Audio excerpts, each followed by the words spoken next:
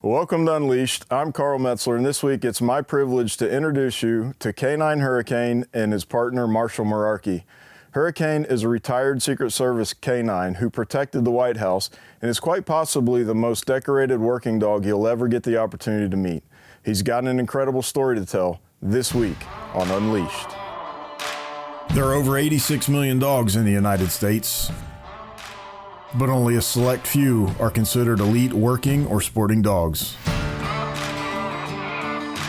From police and military canines to hunting and sporting dogs and everything in between, meet the dogs your dog aspires to be.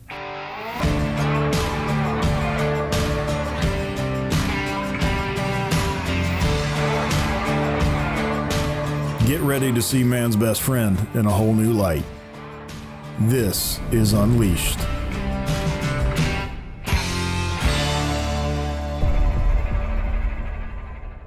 My name's Marshall Mirarchi. I'm a former Secret Service emergency response team operator with Special Operations Division. This is my retired canine Hurricane. He's an 11-year-old Belgian Malinois. Obviously, the main part that everyone likes to hear about the Secret Service is protecting the president, protecting the White House. There is, it is worldwide. You do financial crime, all that other stuff too. I went to the White House my first year. It's definitely, overwhelming at first. Your first day, the president can walk right by and you're like, wow, okay, I thought there was gonna be, some progression to get here, but situation dictate and you can find yourself in pretty much any scenario you could imagine once you're at the White House working there. My first year on ERT in 2009, we had a fence jumper come over the fence, and we do training with the dogs, but training as real as you can make it. It's still training, you still know it's training. I jumped out, just happened just like in training, and I went down and the guy ends up cutting back towards the bushes right on the north grounds, and as he goes, the handler comes out with his dog. So this is now my first time live with the dog and having this happen. And as I'm doing that, I'm looking up and the dog is just right there, just going nuts. And there's something different about that dog being there when it's real. It's not just a guy in a bite suit or a bite sleeve or the dog's in muzzle. This is happening. It's happening right on the north grounds of the White House. But when those things happen, they kind of happen in slow motion. And as I'm handcuffing the individual, I'm just thinking about man, I'm on the wrong side of the stack. I want to be that guy. Growing up, I never had a pet dog. I never held a dog on a leash until my first day of training with him. But that was when I knew that that's where I needed to get to next. So after my 2-year mark, I put in for it. Once I got accepted, they asked me to follow around another handler for a little bit. When I'm at the White House, do the sweeps, be next to the guy with the dog, see what he's doing. I did that, and I'm watching everything he's doing. So we get to training the first day. I'm like, all right, where's the dog? Can we start working? What do we get to do? And they're like, go out in the yard and clean up the poop. And I'm like, oh man, all right. Thought this was, you just kind of in my head, I thought I was just gonna be, working with a bite dog right out of the gate. So we do that, come back in. It's like time to go clean the kennels. I'm like, you forget, I'm back at day one. I'm now a student again, even though I've been with the service for 3 years at this point. I'm back in a school as a student. When you finally do get the dogs, they don't tell you exactly how they pick, and they have a method to their madness where they're analyzing the dog's personality and then they're matching with our personality. So when they kind of go there and they say, all right, here are the kennels, you guys are all gonna work with every dog, doing obedience, and we'll see who mixes with who. So I walk into the kennels, first time ever in there, and I get to the very end and I see him. It's the first all black Mal I've seen. So I'm like, this is perfect. I grabbed him right away. I'm like, one, these dogs all look the same to me because I'm not a dog guy. So I'm like, at least I'll know which one's mine.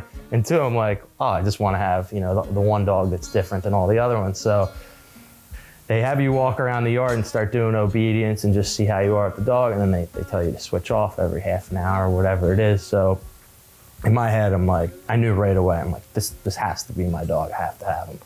So we're going around the yard, we're doing obedience. And they tell you to switch, and I switch with somebody. But a couple minutes later, I'd go back and I'd be like, hey, they said switch again, and I'd trade dogs again. And he's like, I didn't hear that. I'm like, oh yeah, they just said it. I've been working dogs now an hour, but these instructors of 30 years, I'm like, as long as they see me with this dog, I think they'll keep us together. So I ended up doing that pretty much the whole first couple days. They finally did pair us together. So in my head it worked, but that's how we got paired together.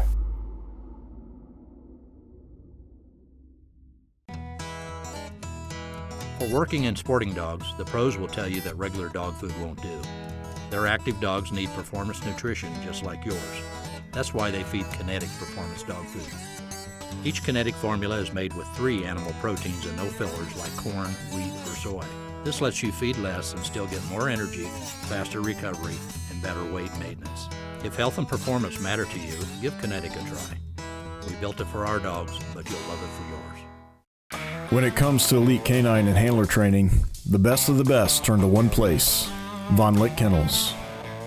Von Lick is the premier full-service canine training center and detection service provider in the world.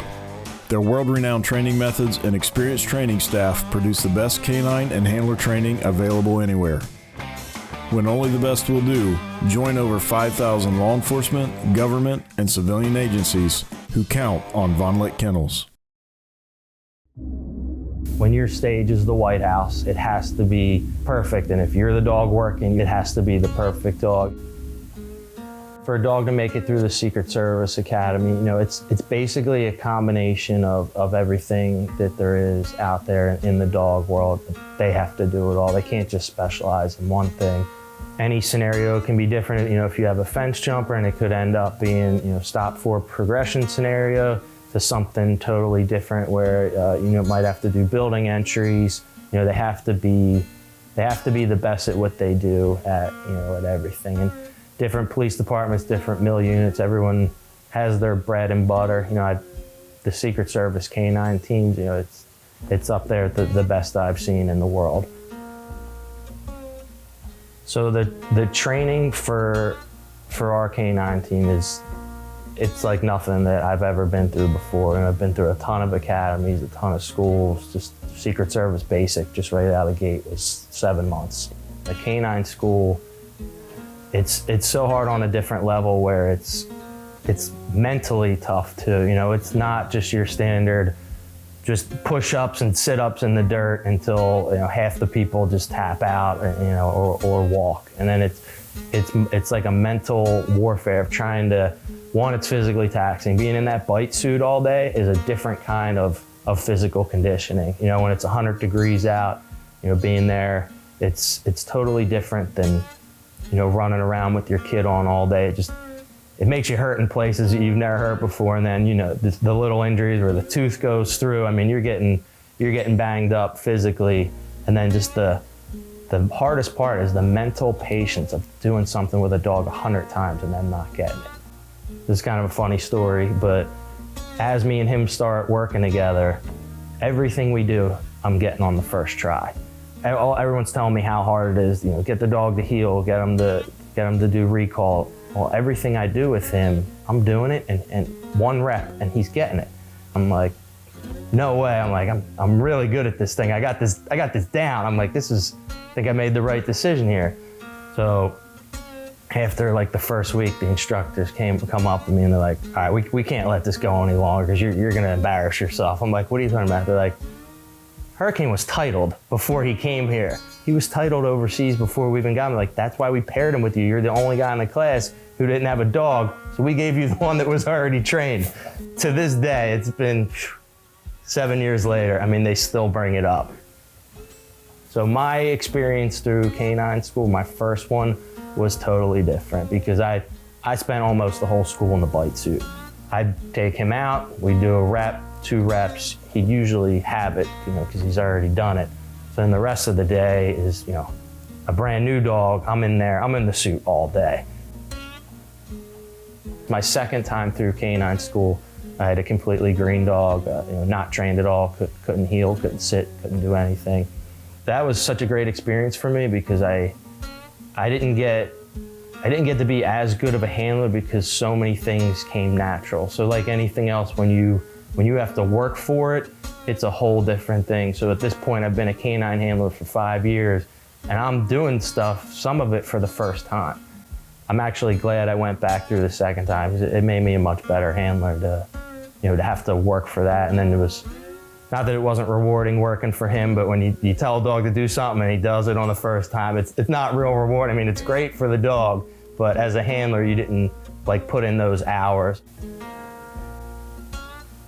The seriousness of the program, and things are happening on the north grounds of the White House. Like I said, every TV station's filming. It has to be perfect. You can't make a mistake there. So, what they put into it, and the instructors, the best instructors in the world. We've been all over working with the dogs. I was just in London a few months ago, working with dogs over there. Our instructors are unbelievable. They're the best that you'll come across, and that's because of the playing field you're on. Being at the White House, the world is watching, so it has to be perfect. 2014, so it's no secret somebody ended up jumping the fence and did get inside the White House. I was on the north grounds 2 weeks later, guy comes over the fence, I end up deploying him and letting him go, and I mean, it was the coolest thing I ever seen.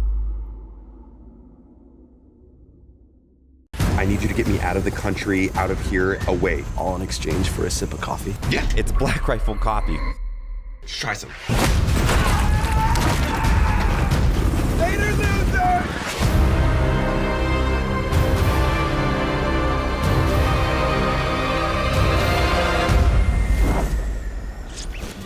Why don't you head over to blackriflecoffee.com and get yourself set up with a coffee club subscription.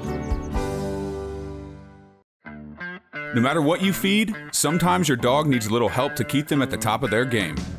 For some dogs, it can even mean the chance to just live a normal, healthy life. Our kinetic supplements are formulated to meet specific needs to get and keep your dog at optimal health and performance. Your dog will love them, and you'll be amazed at the difference they make. If your dog needs an extra boost, give Kinetic a try. We build it for our dogs, and you'll love it for yours.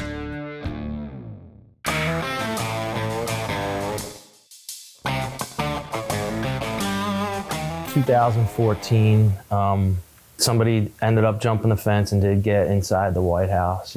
That changed everything for us, especially being on ERT. We're the tactical team protecting the White House, so we were talking about it every day. We knew the magnitude of it. We knew the next one is going to be big.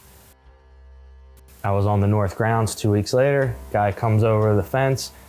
As that happens, the operator on the other side deploys his canine, and there ends up being a full equipment malfunction. You train for something 1,000 times, and the one thing that you don't expect to go wrong goes wrong there. I went from just standing there watching with Hurricane just to make sure nothing happened on our sector to realizing, all right, now this might be ours. At night, it's pitch black, and all our operators are obviously in all black. Now we have multiple team members in between the suspect on the north grounds and where me and Hurricane are. It's hard to tell a dog, hey, weave through these 4 guys and bite the 5th guy. But I know him. I knew that he would know what to do. He's very team neutral. He's great with the team. When the first dog did deploy, the individual did end up kicking the dog. And right as we were coming out, he saw that. So he saw his buddy on the other side. And they're far. This was a very far deployment. I just had to have faith in him and know that he's going to be able to do this, and he knows where he's going. Because we train for the pretty much the hardest scenarios there are, and this was one of them. I end up deploying him and letting him go, and it was the coolest thing I ever seen. He's weaving in between team members. Right up by their side, skimming through them, and jumps up and takes the individual off his feet. 99 times out of 100, that's it. That's where the scenario ends. For whatever reason, this individual was not feeling any of the pain, not feeling any of Hurricane's bites. And And the two of them, basically, like I said, went to war together. I mean, he had Hurricane up over his shoulder in the air, slamming him down. He would bite him in the back of the leg. He would kick him and stomp on the head. Hurricane would spin around, jump and bite him in the back. He would pull him over his shoulder, slam him down, punch him in the head. And that was the hardest thing I ever had to watch. I've never seen him like that before. There's several, when you learn about canine psychology and you have your different levels of prey to fight to survive, I kind of watched him go through as this got more and more. You can train for any scenario, but you can't train to beat your dog or have someone else beat your dog. You can't, nobody reenacts that. So things that are happening for the first time. He's never had someone step on his head or punch him in the head like that, or been slammed from 6 feet in the air. But he just kept shooting back up and taking him. And as he's doing this, although he's not able to bite and hold him because he's getting hit so hard, he's still pushing him back towards the fence. He doesn't know the president's right inside that front door and his whole family's in there. He's just making sure that guy doesn't get the dad. And that's why, that's what made that moment so special. And, the stage that it was on, the amount of national pressure, the media, that was the biggest moment with the Secret Service that I've seen. And it ended up being a dog. Well, it wasn't an officer, it wasn't an agent, it was a dog, who did that. When I went up to get him and take him off, all those years working with him, it was never so hard to pull him back. A 65-pound dog pulling a 200-pound guy forward. I finally got him back to the truck, and I could see the police lights from my Tahoe shining down, and he was bleeding everywhere. He's cut up. You could actually see the bruises forming on his legs, and he's just looking at me, tail wagging, 100 miles an hour, and he's just looking at me like, Dad, did I do a good job? And that took our relationship to another level. I mean, that was, don't get emotional, but that was as close as, what happened in there, that was, it was a moment. I'll leave it at that. It was like he's staring at me, and he's banged up bad, and he just didn't care. He's just looking for that confirmation. He doesn't want to treat, he doesn't want anything, he wants to know that he did a good job. I think he knows what I'm talking about. Do you remember that day, buddy?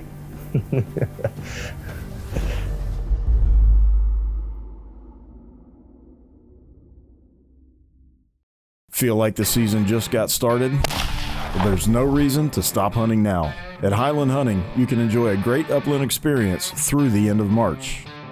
Located in southeast Iowa, we have over 1,200 acres of diverse upland habitat with the best flying and wildest birds you'll find at any upland outfitter. Our incredible staff and great accommodations let us show you a true Iowa upland experience at Highland Hunting. Give us a call and schedule your next adventure today. So I know you feel protected in the suit. Don't make any sudden movements without me there giving specific instructions. You got it? Dogs love it. I heard that you just bought insurance online. You really should work with somebody like Tom, who has the experience and knows what he's doing. Oh, really? Safari Insurance is an independent agency. They represent companies like Auto Owners Insurance. They guide you by showing you all the coverages to keep you safe. Then you decide what fits you best. They guide, you decide. Hurricane has changed my life. He's my absolute best friend, and I knew that right away. After Hurricane had his incident at the White House, he received a host of awards and recognition, including the Secret Service Order of Merit, Homeland Security Medal of Valor, and British Parliament awarded him with the PDSA Order of Merit, which is the equivalent of him being knighted. And now, Hurricane is giving back through his charity, Hurricane's Heroes. A lot of mill units, they have to switch off dogs, or the dog will stay overseas, different people rotate through. A lot of places that the dog stays in a kennel or it switches with different officers. Our dogs are with us 24/7. You're with your dog more than anyone in your family, more than anyone else. A normal shift at the White House, you're there 12 hours with the dog all day, just you and him. Then you go home, you and him again. They never leave your side, and that bond, you can't really put it into words. It's just like it's something that's there. He still now, he's been retired 5 years. I mean, he never leaves more than a couple inches from me. But this dog has changed my life. You know, I wanted to make sure that he left his mark, and that's why we ended up starting the charity Hurricanes Heroes, because I had to make his name live on. You know, everything that he's done for me, I wanted to make sure that he could give back to other dogs, and that's how the charity ended up being started. After Hurricane had his incident on the North grounds, you know, he got banged up pretty good, and shortly after that, his hip started going quick, and he ended up retiring early. You know, the average dog, I would say, retires around 11. He retired about 7.5. Most people don't know this, but most agencies, the dogs don't get medical care provided anymore once they retire. You know, you watch a lot of these other dogs retire. I mean, these dogs, you know, when they either get put down or when they pass, you see the handlers. I mean, these are the toughest guys that you've ever met in your life. You've been to funerals of their family members. The dog is worse almost every time. That's how close and that's how much the bond is between you know, the dog and the handler. You know, after seeing what he did, the dogs have to get that care. And he happened to be our first dog that got free medical for life. The Animal Medical Center in New York City, the best animal hospital in the world. They have cancer wings after wings. It's better than most human hospitals I've ever seen. After he got his award, part of his award was free medical for life. And that's when it hit me, is that, you know, it wouldn't be right to just say, oh, this is great for him, and all his brothers and sisters out there are left with, you know, either a hard choice or a financial choice. I mean, obviously every handler is going to take care of his dog, but not everyone is able to say, oh yeah, I can pay $20,000 or $30,000 and hopefully extend this dog's life 6 months, or hopefully the cancer treatment works. I would never want to be in that situation or have that be a question. He's getting older now, and I'm like, this can't end. You know, I can't just have him, I don't even want to think about it, but I can't just have him pass one day and just be like, oh, that was great. I need to make sure that his name lives on. So we just launched about a month ago. We're raising money to take care of, you know, his brothers and sisters, law enforcement, military, make sure that once the dogs retire, that they can get the medical treatment that they need. Those dogs deserve to get every day that they can get it. His situation is very unique because most handlers don't get to see their dog in retirement life. You know, they just work, they end up passing, or something happens and those last few months are a decline. I get to see him be a dog, to act like this, to play with a toy all day without having to work for one. You know, to be able to see him and how much he enjoys being a dog. I mean, he loves working, don't get me wrong, but he also loves this part of life, no different than a person. Every dog should be able to get, every dog that dedicated their whole life to working, for what they've done and what they've given to us, the protecting the people they protect, the time they put in, the passion that they have for it. I mean, this dog was willing to die for me. I don't want to get too much into it because it's obviously like a very sensitive, serious thing for me. But he was willing to give it all to make sure that he protected me. So that's why we started Hurricanes Heroes. So I hope you enjoyed meeting Hurricane and Marshall this week, and I hope you were as inspired by their story as we were when we first met them. I want to encourage you, if you're able, to visit caninehurricaneheroes.org and help these dogs who have served our country and community to live a long, happy, and well-deserved retirement. Hurricanes Heroes is 100% volunteer staffed, and the work that they're doing is so important. So if you're able, log on and help these unsung heroes. That's all the time we've got this week, and we'll see you next time on Unleashed.